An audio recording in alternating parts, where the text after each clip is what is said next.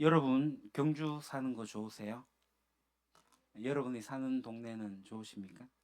제 아내가 경주로 이사 오고 나서 경주가 살기가 너무 좋대요. 경주를 여러분 마음껏 누리십니까?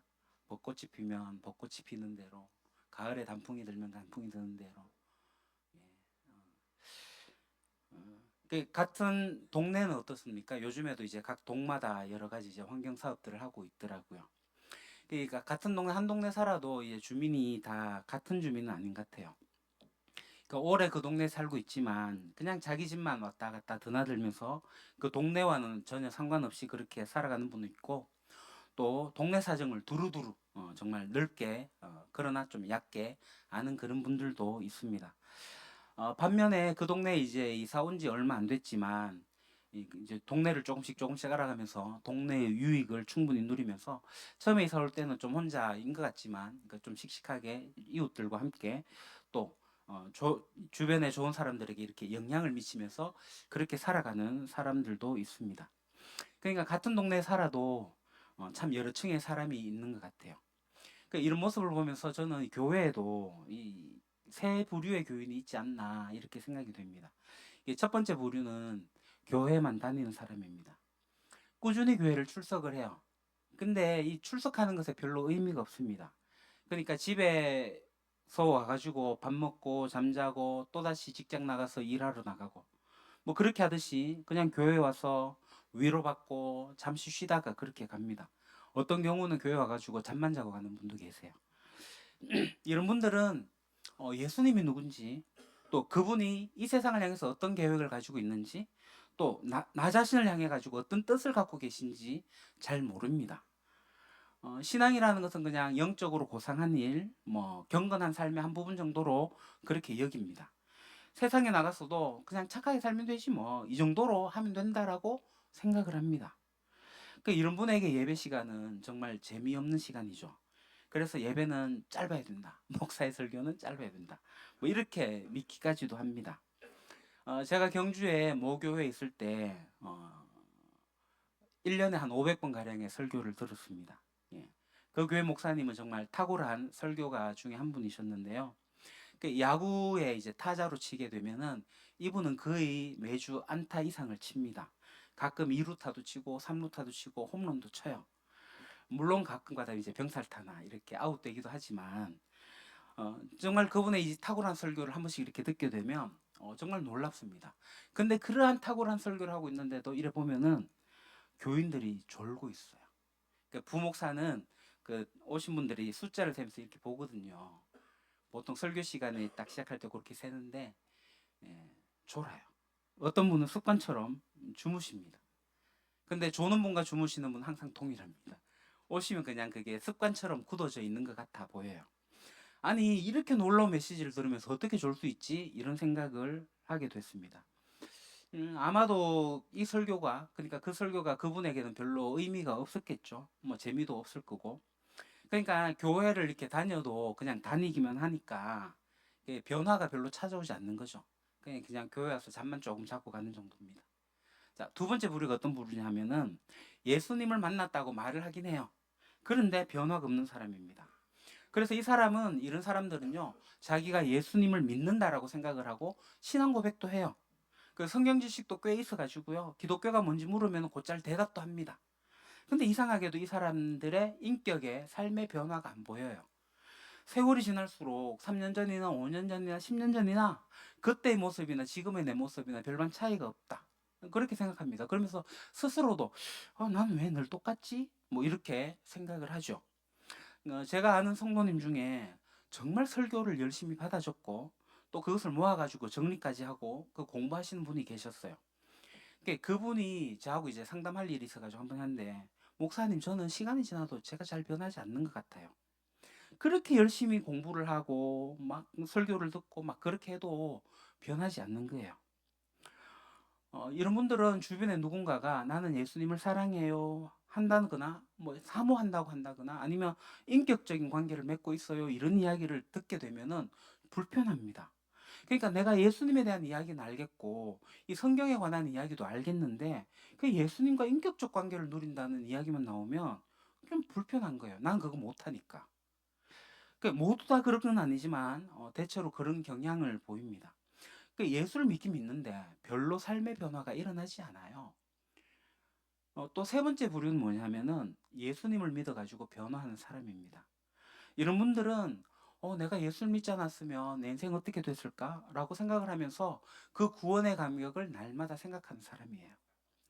저도 이제 몇 번 그런 경험이 있습니다. 예배 시간에 문득 불현듯 내가 그리스도인이라는 사실이 너무나도 놀라운 거예요. 아니 하나님을 안다는 사실 그리고 하나님을 찬양한다는 사실이 너무나도 다행스러워 가지고 그래 너무나도 감격해서 깊은 예배로 나간 적이 몇 번 있습니다.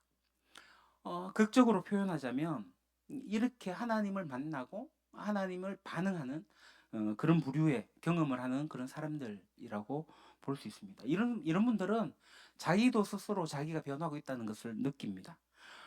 자기가 워낙 이기적이어 가지고 그냥 자기 자신만 알던 그런 사람이 점점 다른 사람들을 배려하기 시작하고요. 심지어 그런 사람들에게 관심을 갖기 시작하고요. 또 어떨 때는 내가 열등감에 빠져 있었는데 늘 타인과 자기 자신을 이렇게 비교하면서 그렇게 하면서 열등했는데 이제는 있는 그대로의 자기의 가치를 소중하게 여긴 사람. 그런 사람으로 바뀌는 거예요. 늘 혼자여 가지고 '나는 마음 나눌 사람이 없다.' 이렇게 생각했는데 '아 아니구나. 더불어 살 수 있는 사람들이 있구나.'라는 마음이 들면서 이 공동체라는 말에 관심을 가지게 된 사람이 있습니다. 예전에는 다른 사람이 막 화려하게 성공한 모습을 보면 괜히 너무 부럽고 배가 아프고 그래서 어떻게든 자기 자신도 화려하게 치장하고 자기도 막 과시하려고 자랑하려고 하고 막 성공하고픈 마음이 그런 마음이 들었는데 시간이 지날수록 그게 별거 아니다. 그럴 필요 없다. 거기에 대해서 별로 가치 느끼지 못함으로써 굉장히 자유로워집니다. 세상살이가 다 그렇지 하면서 이렇게 허무에 빠져 있었는데 내가 할 일이 있지 라면서 자신의 몫을 찾아 가지고 감당하는 사람이 예수님 믿어서 변한 사람입니다. 어떤 분들은 나이가 들었는데도 '나 막막한 인생이었다.' 생각했는데 '나에게도 꿈이 있네. 다시 꿈을 꿀 수 있네.' 그리고 가슴 뛰는 소식을 전하기도 합니다.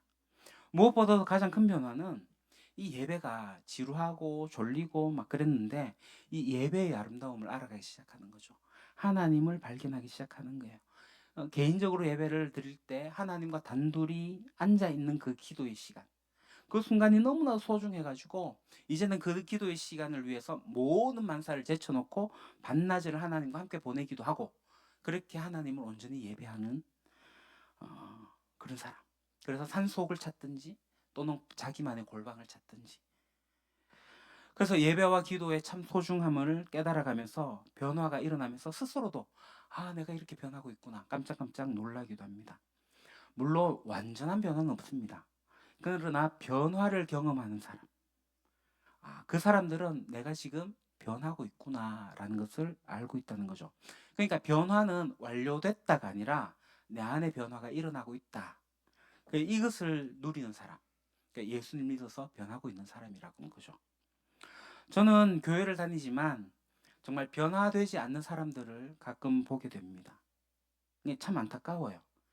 자기 인생의 변화가 필요한데 어떻게 해야 될지 모르겠다는 분을 만나면 특히 이런저런 노력을 다 해봐도 변하지 않는다는 분을 만나면 참 어떻게 도와드려야 되나 이런 고민도 들기도 합니다. 변화를 꿈꾸지만 늘 제자리인 것 같아요. 한편 변화가 필요한데도 이 변화의 필요성을 느끼지 못한 사람도 가끔 만납니다. 아이고 변화는 무슨 그냥 살다가 죽는 거죠. 뭐 이렇게 체념하는 분들도 계셔요. 이런 분을 만나도 참 안타깝기도 합니다. 정말 안타까운 거는요. 변화 그런 거 없어요. 사람 안 변해요. 뭐 그 누구도 안 변해요. 뭐 이렇게 굳은 신념 속에 살아가는 사람이 있습니다. 굉장히 안타까워요.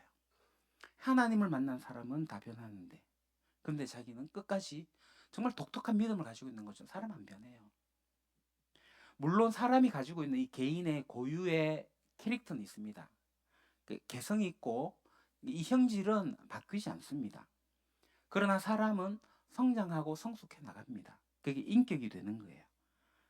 나의 천성이 있고 나의 그 개성이 있고 그것이 인격으로 바뀌어 간다라는 겁니다. 어떻게 바뀌어 나가냐? 새로운 지식이나 새로운 사상을 받아들여 가지고 행동과 삶이 바뀌는 사람이 있습니다. 그래서 사회와 역사를 공부하는 거죠.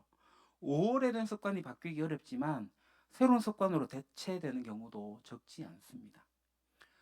금년에도 성공하고 건강한 식습관과 또 운동으로 몸도 건강하게 만들기도 하고요. 무엇보다도 특별한 사람을 만나면 그 사람이 변합니다.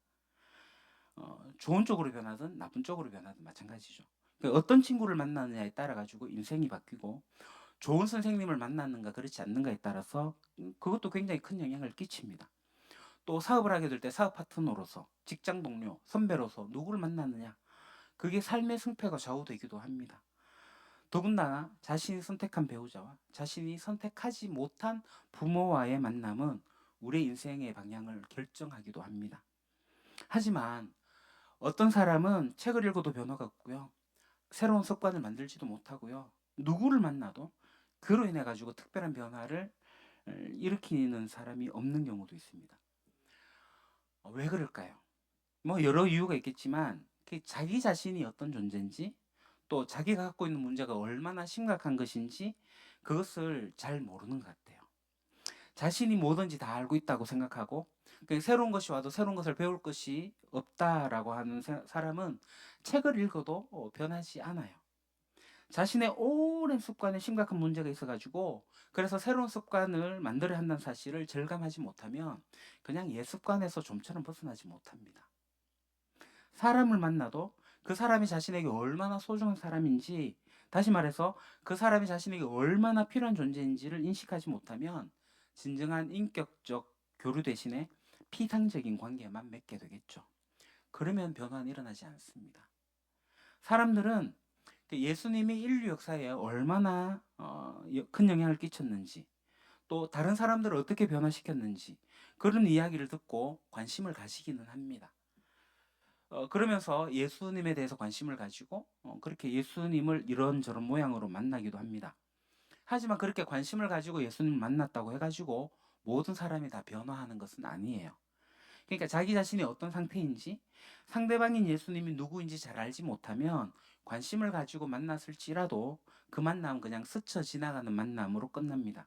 더 나아가 자신이 가지고 있는 고정관념이 자꾸 더 강화되기도 합니다. 그래서 어떤 사람은 처음에는 예수님에게 이렇게 관심을 보이기도 하지만 결국 스쳐 지나가고 더 이상 예수님께 관심을 가지지 않는 그런 경우도 있습니다. 그래서 오늘 이 본문에 세 부류의 사람이 등장하는데요. 제가 읽겠습니다. 레위가 자기 집에서 예수에게 큰 잔치를 베풀었는데 많은 세리와 그 밖의 사람들이 큰 무리를 이루어서 그들과 한 자리에 앉아서 먹고 있었다. 바리새파 사람들과 그들의 율법 학자들이 예수의 제자들에게 불평하면서 말하였다. 어찌하여 당신들은 세리들과 죄인들과 어울려서 먹고 마시는 거요? 예수께서 그들에게 대답하셨다. 건강한 사람에게는 의사가 필요하지 않으나 병든 사람에게는 필요하다. 나는 의인을 부르러 온 것이 아니라 죄인을 불러서 회개시키러 왔다. 아멘. 자, 여기 이제 레위가 나와요. 레위. 레위의 다른 이름이 뭔지 아십니까? 마태입니다. 마태. 레위는 당시 로마 치하에서 그 식민지 지배를 받고 있는 유대 땅에서 세금을 거둬들이는 세리, 그 세금 징수원이었습니다. 우리나라로 치게 되면 일제강점기에 일본 순사의 앞잡이 역할 정도 하는 사람이었다 생각하시면 될 것 같아요. 어쩌면 그보다 더 질이 나쁜 사람이었습니다. 자기 민족의 등을 쳐서 먹고 살 뿐만 아니라 종교적으로 타락한 존재로 여겨졌습니다. 그래서 이 세리들은요, 보통 이제 몸을 파는 여인과 같은 범주로 취급을 당했습니다. 본문에 보면 세리들과 죄인들 이렇게 병기되어서 표현되는데 여기서 죄인들이 누구냐면 몸을 파는 여인들을 가리킵니다. 그들과 같은 동급으로 취급을 당했죠. 그런 세리 중에 한 사람, 그 세리 중에 한 사람인 이 레위를 예수님이 제자로 삼으세요. 마태를 제자로 삼으세요. 그리고 그 마태네 집에서 잔치를 벌이는 거예요. 레위 집에서. 그 자리에 이제 하나님의 율법을 철저히 지킨다고 하는 누가 찾아오는데 누가 찾아오냐면 바리새파 사람들과 율법 학자들이 찾아와요. 막 따져 묻습니다. 아니 당신이 어떻게 이런 데서 먹고 마시냐. 오늘날로 치면 룸살롱 같은 곳이라고 할까요? 그 건강한 사람으로서는 상식적으로 도저히 생각하지 못할 그런 장소입니다. 우리가 이제 영화나 드라마 보게 되면 뭐 어떤 고급 룸사롱에 어떤 뭐 위치가 상당한 분들이 모여가지고 이렇게 하는 뭐 그런 느낌입니다. 근데 이런 장소에 예수님이 수동적으로 앉아 있는 게 아니라 주빈으로 초대되어 가지고 거기서 먹고 환대를 받고 있는 거예요. 또 환대를 하고 있습니다. 이 짧은 본문에 예수님이 만났던 세 부류의 사람들이 나타나 있죠. 첫 번째 부류가 바로 이 바리새파 사람들로 하는 자기는 건강하다 생각하는 스스로 의인이라고 생각하는 사람들입니다. 바리새파 사람들이 스스로 건강한 의인이라고 여겼습니다. 오늘날에도 이 바리새파 사람들과 같은 사람들이 많죠. 사회에서 일정 부분 성공도 하고 자기 영역에서 자기 자리를 잘 잡은 분들입니다. 뭐 그렇게 크게 성공하지 않았어도 다른 사람들에게 손 벌리지 않고 그냥 모범적으로 잘 살아가는 그런 사람이라 할 수 있습니다. 이분들은 자기 자신에게 특별히 잘못된 문제를 발견하지 못합니다. 아니 세상에 문제가 많은 사람이 얼마나 많은데 내가 뭐 그렇게 의인은 아니지만 야 나만큼 살려만 해봐, 나만큼만 살아봐. 뭐 굳이 말로는 그렇게 하지 않아도 마음속으로 그렇게 생각하죠. 뭐 크고 심각한 불법들은 피하고 약간 어느 정도 타협을 하면서 그건 누구나 다 하는 거라고 생각하면서 그렇게 그냥 양심적으로 그냥 살아가는 사람들입니다. 그런 사람들이 볼 때, 이 바리새파 사람들이 볼 때 예수님은 정말 말도 안 되는 허접한 인간들, 이 금은 돈을 만지면서 자기 민족을 팔아 넘기는 그런 사람들과 또 성매매하는 그 여성들 사이에 들어가서 태연히 앉아 있는 거예요. 그걸 보고 이제 찾아가지고 뭐라고 하는 거죠. 근데 이런 바리새파 사람들과 같은 자기가 건강하다고 생각하는 자칭 의인은요, 변하지 않습니다. 예수님께서 직접 건강한 사람은 의사가 필요 없다라고 하셨듯이 이 사람들은 스스로 회개할 필요가 없다라고 생각을 해요. 자, 두 번째 부류가 있습니다. 이 스스로 건강하다고 생각하는 의인과 대조되는 병든 죄인입니다. 잔치집에 모여 있는 세리들과 죄인들은 자타가 공인하는 죄인이었습니다. 하지만 오늘날에도 이제 겉보기에는 멀쩡해 보여도 나한테 뭐 문제가 있어, 내 삶은 어딘가 잘못됐어라고 인지한 사람들이 있습니다. 양심에 걸린 일이 너무 많아. 뜻하지 않은 부분들이 너무나도 있어. 이렇게 스스로 말할 수 있는 사람.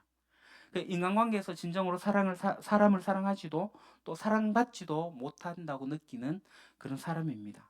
더 나가서 이렇게 사는 게 맞나? 이렇게 살다가 늙어서 결국 죽나? 뭐 이렇게 본질적인 질문에 답이 없다고 느끼는 사람. 그냥 살다가 가지 뭐. 이런 사람들이 이제 병든 죄인이라고 표현을 하는데 그렇다고 해갖고 그러면 이런 사람들이 변하는가? 변하지 않습니다. 그러니까 스스로를 병든 죄인이라고 생각해도 변하지 않는 이유가 있는데요. 그거는 뭐냐 하면 첫째는 나만 그래? 다 그래 살잖아 하면서 이거 합리화시키는 거예요. 그러니까 우리가 정치 청문회를 봐도 똑같은 레파토리가 있죠.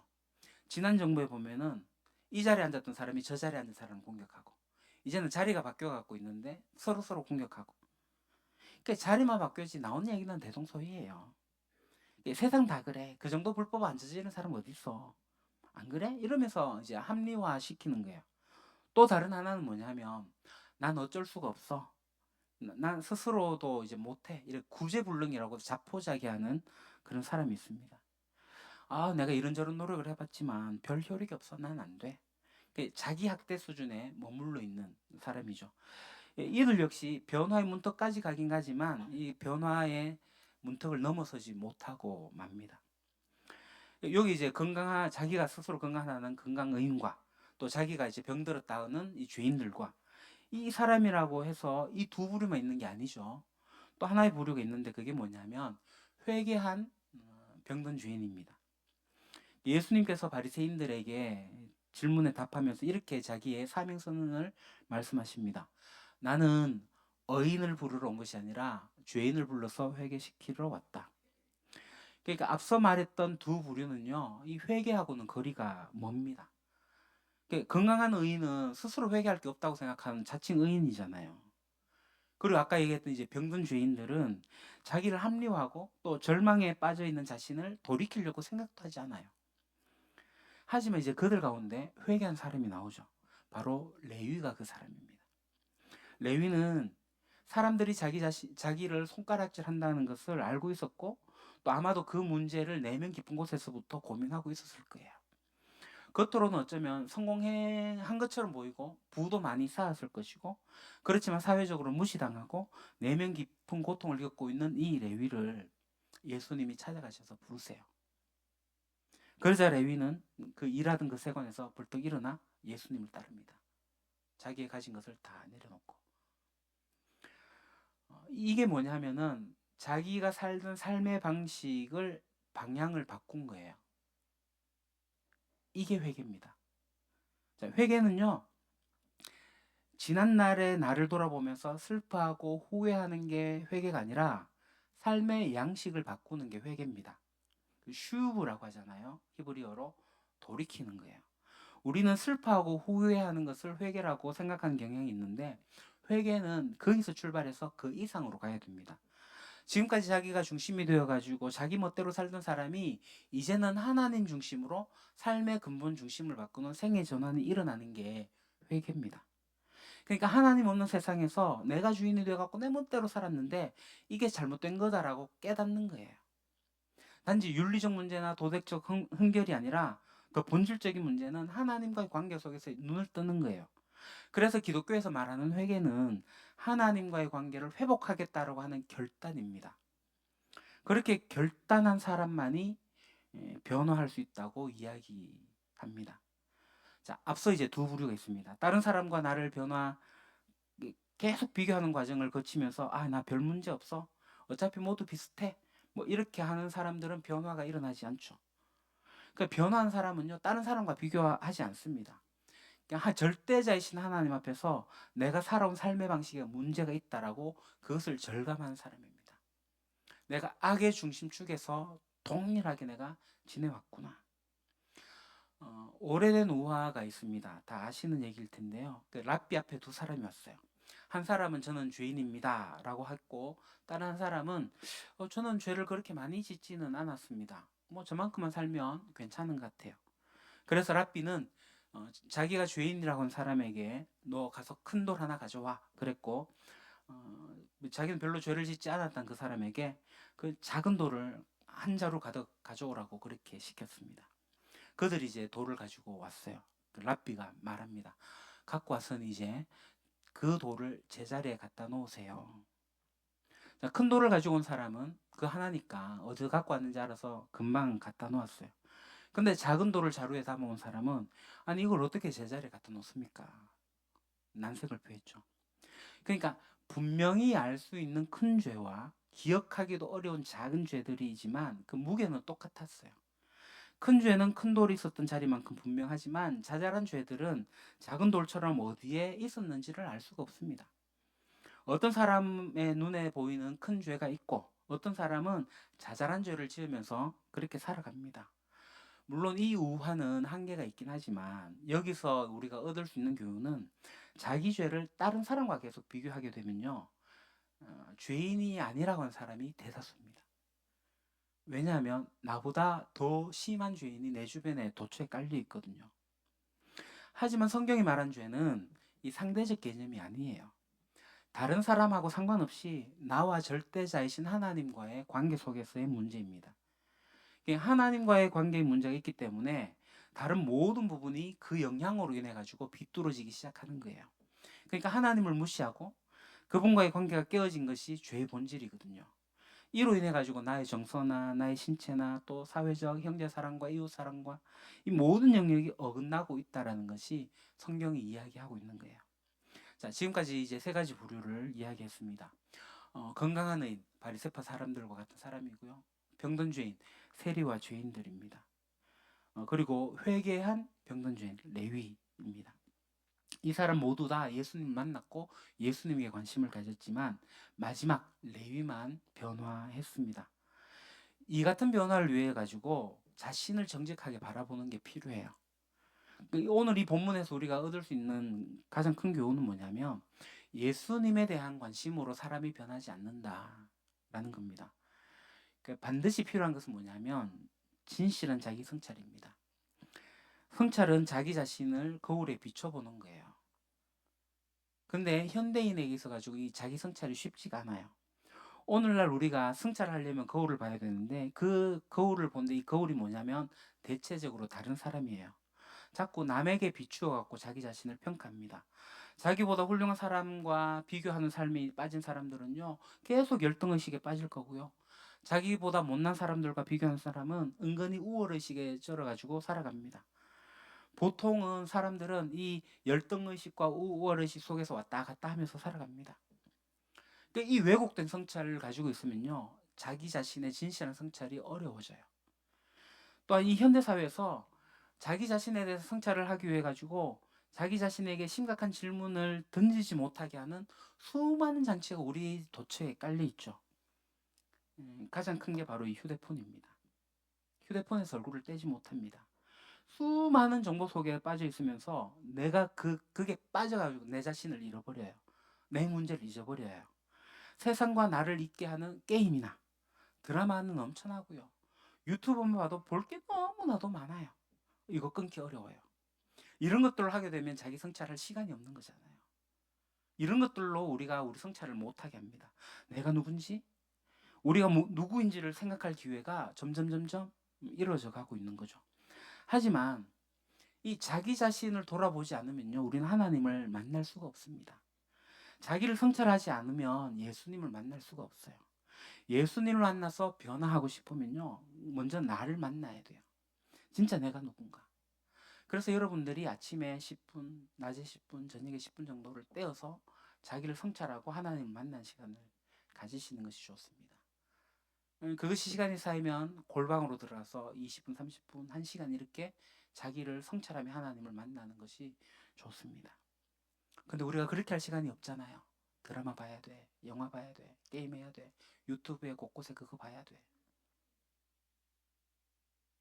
여러분, 자기를 먼저 정직하게 성찰을 하십시오. 자기 자신을 정직하게 바라볼수록 그럼 어떤 일이 일어나냐면 절망감이 생겨요. 깨끗한 거울에 자기 자신을 비춰보면요, 절망감은 더욱더 커집니다. 그래서 두 번째 누가 필요하냐면 예수님이 누군지를 알아야 돼요. 많은 이들이 예수님을 만났다라고 얘기를 합니다.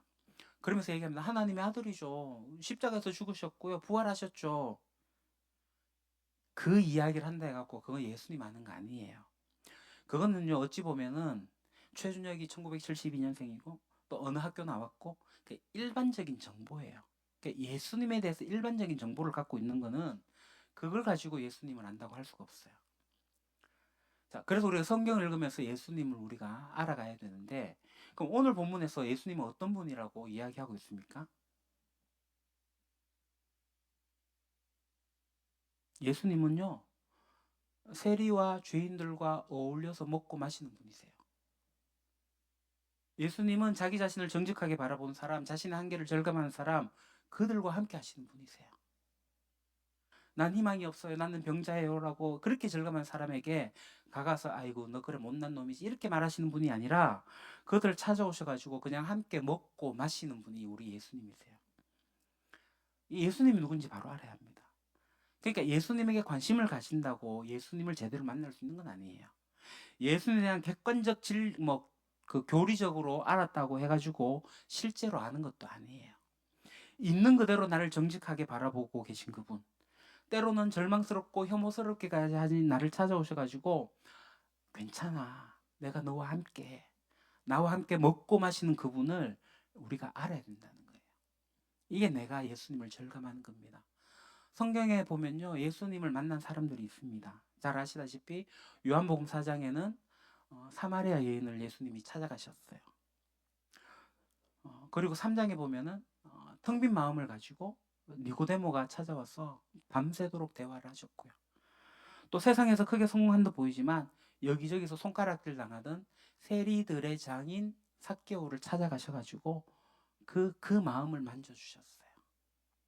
또 하루를 완전히 허탕치고 또 피곤한데 그 일상에 찌든 이 베드로를 찾아가 가지고 도전을 하셨고요. 그 외아들을 잃고 세상이 무너져 가고 있는 나인성 과부에게 찾아가셔서 울지 말라고 눈물을 닦아 주신 분이 우리 예수님이세요. 이처럼 예수님은 우리와 먹고 마시며 개인적인 관계를 맺기를 원하시는 분입니다. 이 개인적인 관계를 맺는 이 예수님을 아는 것은 너무나도 중요하고 그 일이 있게 되면 우리가 변화가 가능해집니다. 사랑하는 우리 유림교회 형제자매 여러분, 마지막으로 이제 중요한 이야기 하나만 하고 넘어가겠습니다. 이 변화에 대해 가지고 좀 오해하지 마시면 좋겠어요. 이 참된 변화는요, 단순간에 일회적으로 이루어지지 않습니다. 하루아침에 일어나는 것이 아니라 꾸준히 조금씩 천천히 이루어집니다. 어느 한 영역만 이렇게 변화되면 되는 줄 알았는데 이 한 영역이 변하면 연결되어서 또 변화되어야 될 다른 영역이 보입니다. 이 인생은 이렇게 이 다른 영역들 연결되어져 있습니다. 그런 영역들을 차근차근 점진적으로 차례대로 이렇게 변화시켜 나가면서 우리를 예수님 닮는 사람으로 바꿔 나가는 것이 예수님께서 우리 하나님께서 우리를 통해서 하시고 싶어하는 일입니다. 그래서 그리스도인의 삶은요, 예수님을 만나가지고 평생 성숙해 나가는 여정입니다. 그러니까 예수님께 관심 갖는 거, 그것은 출발점입니다. 그걸로는 부족합니다. 충분하지 않습니다. 살아계신 예수님을 지속적으로 만나면 반드시 변화는 따라오게 되어 있습니다. 죽은 예수, 문자에 갇힌 예수, 교리로 외운 예수, 다른 사람이 이야기하는 그 예수를 만나면 그 예수님은 여러분을 변화시키지 못합니다. 하지만 한 사람 한 사람에게 각자에게 찾아오신 예수님, 그 사람에게 찾아오갖고 치유책을 주시는 그 예수님을 알아가고 만나면 변화는 일어날 수밖에 없어요. 여러분 중에 어쩌면 이런저런 신앙생활을 오래 했지만 넘지 못하는 어떤 장애물, 그게 있지 않습니까? 그런 장애물을 가진 여러분에게도 예수님은 찾아가고 싶어 하십니다. 이번 사순절 기간에 우리가 이 두 질문을 좀 붙들고 나가면 좋겠습니다. 나는 누구인가? 나를 정직하게 좀 성찰하시면 좋겠고, 예수님은 누구인가? 나를 찾아오는 그분을 제대로 만나고 있는가? 이거 좀 질문하면서 이 사순절 기간을 좀 보내면 좋겠습니다. 이 두 질문이 살아있는 한 우리의 만남은 멈추지 않을 것이고, 멈추지 않는 상황 속에서 우리는 변화를 경험하게 될 겁니다. 기도하겠습니다. 아버지 하나님, 오늘 이 자리에 우리를 불러주시고 말씀 앞에 앉게 하신 것을 감사드립니다. 우리 중에는 오랫동안 교회를 다녔지만 여전히 예수님이 낯선 그런 분들도 있을 겁니다. 열심히 믿어왔지만 난 널 왜 똑같지? 라고 고백할 수밖에 없는 사람도 있을 겁니다. 그리고 변화를 갈망하면서도 어디서부터 시작해야 될지 모르는 사람도 있을 겁니다. 주님, 오늘 이 자리에 찾아와 주십시오. 우리가 스스로 건강하다고 의인이라고 여기며 회개의 필요를 느끼지 못할 때 주님의 빛으로 우리의 실상을 다시 보게 해주십시오. 다른 사람과 비교하면 나 정도면 괜찮다라고 합리화할 때 절대자신 하나님 앞에 사는 정직한 용기도 허락해 주십시오.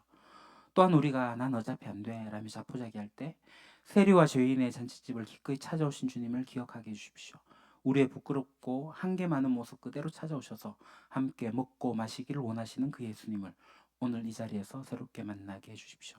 주님, 우리에게 성찰의 은혜를 주시기를 소망합니다.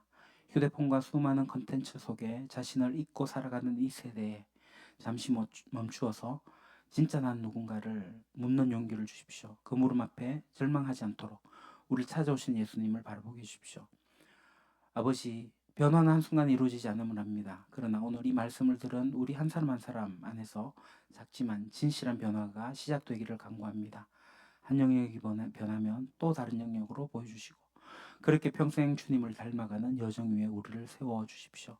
이번 사순절 우리가 이 두 질문을 붙들고 살아가기를 원합니다. 나는 누구인가 정직하게 묻고 예수님 누구이신가 날마다 새롭게 발견하는 우리가 되게 해주십시오. 만남을 멈추지 않으시는 주님, 오늘도 우리를 먼저 찾아와 주심을 감사합니다. 예수님 이름으로 기도합니다. 아멘.